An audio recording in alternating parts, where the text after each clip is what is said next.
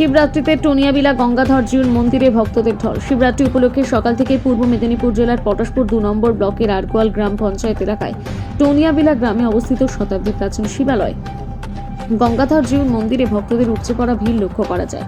ভোর থেকে অসংখ্য ভক্ত শিবলিঙ্গের মাথায় জল এবং বেলপাতা অর্পণ করতে মন্দির প্রাঙ্গণে সমবেত হন। প্রতি বছরের মতন এবছরও গভীর ভক্তি এবং ধর্মীয় আবহে পালিত হচ্ছে শিবরাত্রি।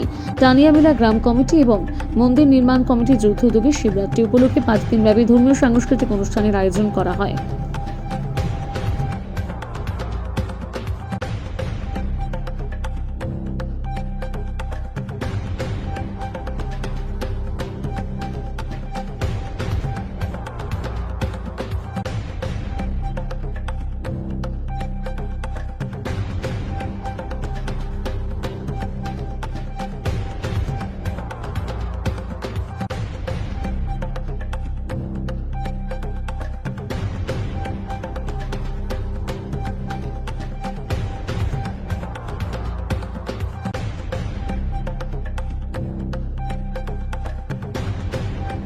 এই শিবরাত্রির দিনে অসংখ্য মানুষের ভিড়।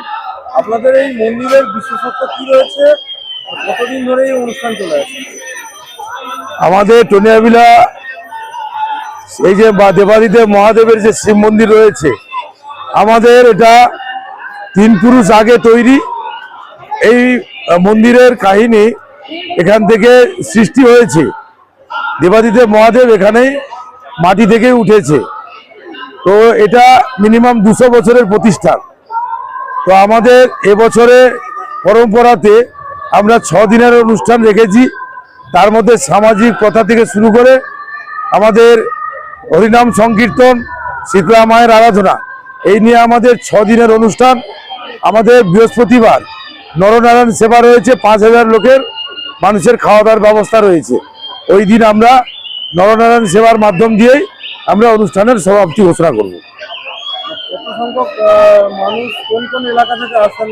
এই শিব মন্দির প্রাচীন ঐতিহ্যবাহী শিব মন্দির।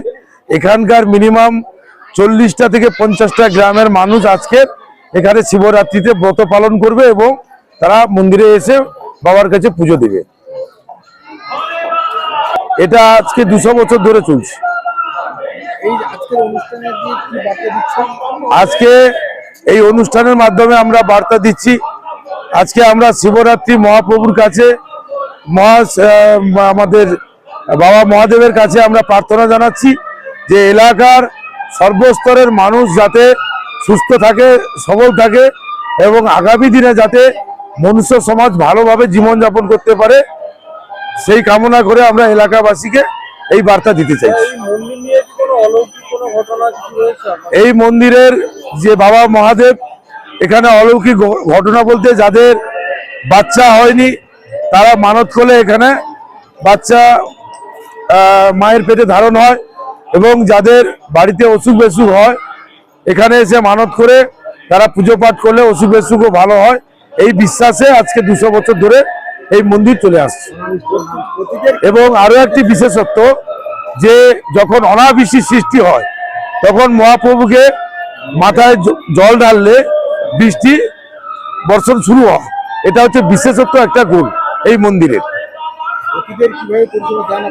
আমরা সকাল থেকে আমাদের পুরো 100 জনের একটি স্বেচ্ছাসেবক বাহিনী রয়েছে। ইটাবেড়িয়া থেকে জল নিয়ে এসে বাবার মাথায় জল ঢালে হাজার হাজার ছেলে মেয়ে, এবং সারা রাত্রিব্যাপী আজকে এখানে মানুষের ঢল থাকবে।